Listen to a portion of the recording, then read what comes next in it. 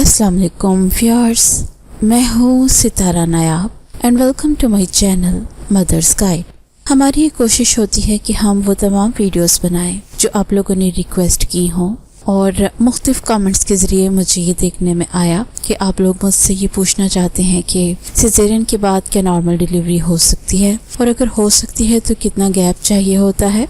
तो इसको जहन में रख के मैंने ये वीडियो बनाई है। तो let's start our topic. What is VBAC यानी कि normal delivery after C section.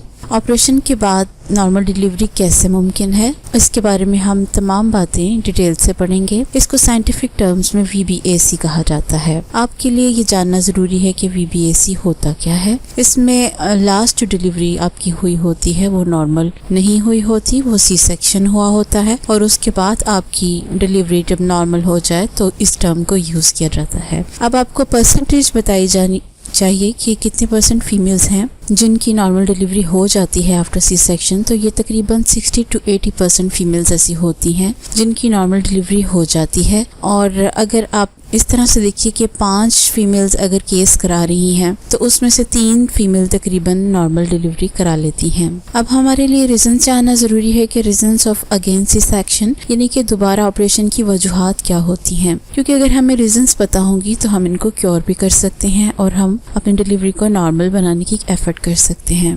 Obesity यानी कि मोटापा, आपको अपना हाइट के हिसाब से बॉडी मास इंडेक्स निकालना होगा और उसके हिसाब से अपने वज़न को मेंटेन करना होगा। इससे एक तो आपको PCOS की प्रॉब्लम दूर हो जाती है और दूसरी ये प्रॉब्लम भी दूर हो जाती है। प्रीक्लैम्सिया यानी कि हाई ब्लड प्रेशर अगर आपको हो जाता है प्रेगनेंसी के दौरान तो आपको इसको थ्रू आउट कंट्रोल रखना पड़ेगा। उसके लिए आपको तमाम प्रिकॉशनरी मेजर्स लेनी पड़ेंगी। इसके अलावा गेस्टेशनल डायबिटीज़ एक रीज़न होती है कि अगर आपको गेस्टेशनल डायबिटीज़ या आप वाकई डायबिटिक हैं तो आपको ये रोनमा होती है प्रेगनेंसी में, तो फिर आपके 100% चांसेस हो जाते हैं सी सेक्शन के। एज फैक्टर बहुत काउंट करता है। औरत एक फर्टाइल बॉडी रखती है 35 ईयर्स से अंडर, लेकिन अगर आपकी एज 35 से अबव हो जाती है तो आपके जिस्म में हार्मोनल चेंजेस भी आ जाते हैं और इस तरह की कॉम्प्लिकेशंस भी ज़्यादा आ जाती हैं जिससे आपका सी सेक्शन हो सकता है। साइज़ ऑफ फीटस बहुत काउंट करता है, क्योंकि नॉर्मल डिलीवरी के लिए आपके फीटस का साइज़ तकरीबन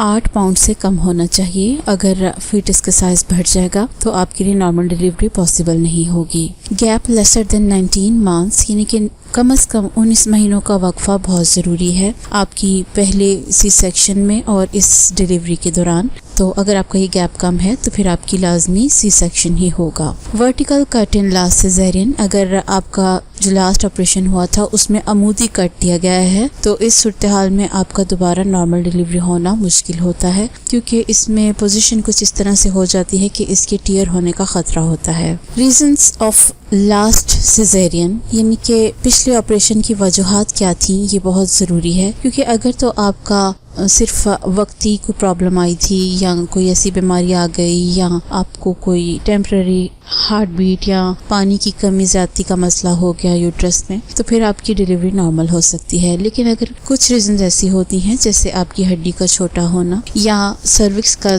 फासले पे रहना बच्चे से, इस तरह की जो रीजंस होती हैं उस सूरत हाल में आपकी दोबारा नॉर्मल डिलीवरी होना मुश्किल होती है। डिफ़िकल्ट लेबर यानी कि लेबर डिस्टोपिया यानी कि दर्द में दुश्वारी, आपको दर्द स्टार्ट तो हुई हो लेकिन वो बहुत स्लो चली हो और आपको ज़्यादा निढाल कर दिया हो, तो इस तरह की जो सिचुएशन होती है वो भी आपकी सी सेक्शन का कॉज बनती है। मल्टीपल सी सेक्शन यानी कि अगर आपके एक से ज़्यादा सी सेक्शन हो चुके हैं तो फिर आपकी जो यूट्रस है उसको ख़तरा होता है कि कहीं वो फट ना जाए, यूटेराइन रप्चर कहते हैं इसको। पास्ट ड्यू डेट, अगर आपकी जो डॉक्टर ने डिलीवरी की डेट दी है वो गुजर गई है और आपको पेन स्टार्ट नहीं हुई, तो इससे भी आपको 90% चांसेस हो जाते हैं कि अब आपका सी सेक्शन हो जाएगा। हेल्थ कॉम्प्लिकेशंस यानी कि आपके जिस्म में और तरह की प्रॉब्लम्स हो, जैसे कि हार्ट की प्रॉब्लम हो या एस्थमेटिक हो या इस तरह की कोई और थायराइड वगैरह का मसला हो, तो ये वाली प्रॉब्लम्स भी आपके सी सेक्शन की रीजन बनती हैं। What to do for VBAC यानी कि ऑपरेशन के बाद नॉर्मल डिलीवरी के लिए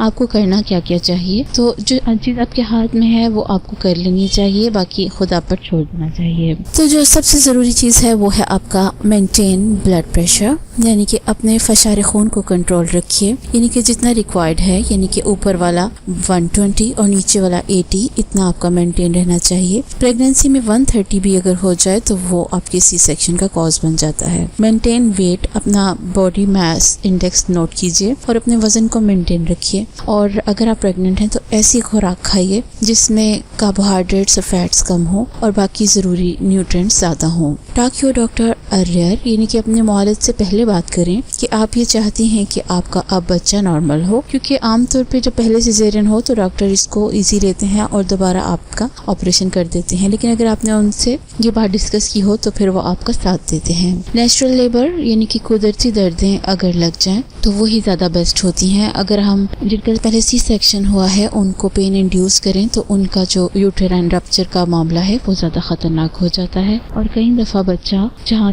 ऑपरेशन हुआ हो उस जख्म को टीयर करके बाहर निकलने की कोशिश करता है। इससे बच्चे को भी खतरा होता है और उसकी माँ को भी खतरा होता है। बेनिफिट्स ऑफ VBAC, यानी कि ऑपरेशन के बाद नॉर्मल डिलीवरी की कुछ फ़ायदे भी हैं जिसकी वजह से लोग चाहते हैं कि उनकी बाद में डिलीवरी नॉर्मल हो जाए। सबसे पहले कि आपके जिस्म पे कोई सर्जरी नहीं होती, यानी जिस्म को कहीं से काटा नहीं जाता, टीयर नहीं किया जाता, आपको कोई ज़ख्म नहीं मिलता। तो ये एक बहुत बड़ा बेनिफिट होता है कि अगर आपकी नॉर्मल डिलीवरी हो जाए तो आपके जिस्म को इस तरह की तकलीफ से नहीं गुजरना पड़ता। लेस रिकवरी टाइम, अगर आप हॉस्पिटल में हैं तो नॉर्मल डिलीवरी के बाद आप वेरी नेक्स्ट डे भी छुट्टी ले सकती हैं, और ऑपरेशन की सूरत में आपको 4 से 5 दिन भी रहना पड़ता है। इसके अलावा भी जब तक आपके स्टिचेस हील अप नहीं होते तब तक आपको रेस्ट करना पड़ता है, लेकिन नॉर्मल डिलीवरी में ये सब कुछ नहीं होता। रिस्क ऑफ इन्फेक्शंस, यानी कि इन्फेक्शन का खतरा कम होता है, क्योंकि अगर आपका कोई ज़ख्म नहीं है या आपको कोई इस तरह से टीयर नहीं किया गया, इंसिजन नहीं दी गई, तो आपके लिए ये ज़्यादा बेनिफिशियल है, क्योंकि इन्फेक्शन होने की कोई रीज़न नहीं होते। इसके अलावा इंजरी ऑफ एडजेसेंट ऑर्गन्स होती है। अगर आपका दोबारा से सी सेक्शन हो तो मुमकिन चांसेस होते हैं कि अगर डॉक्टर थोड़ा कम एक्सपीरियंस्ड हो या कुछ कई दफ़ा पार्ट्स इस तरह से आपस में जुड़े होते हैं कि उनको थोड़ा बहुत इंजरी आ जाती है। इस तरह से आपको हील होने में भी ज़्यादा देर लगती है। टेम्परेरी पेन, यानी कि वक्ती तकलीफ होती है नॉर्मल डिलीवरी में, और सी सेक्शन में आपको बाद तक जब तक आप हील अप नहीं होते तो आपको पेन का सामना करना पड़ता है। ब्लीडिंग एंड हेल्थ इश्यूज, यानी कि खून का ज़ाया होना। नॉर्मल डिलीवरी में आपकी ब्लीडिंग नहीं होती, और ऑपरेशन की सूरत में अगर आप एनीमिक हो गए हो तो आपको बहुत ज़्यादा खून की कमी का सामना करना पड़ता है। इसके अलावा भी बच्चे को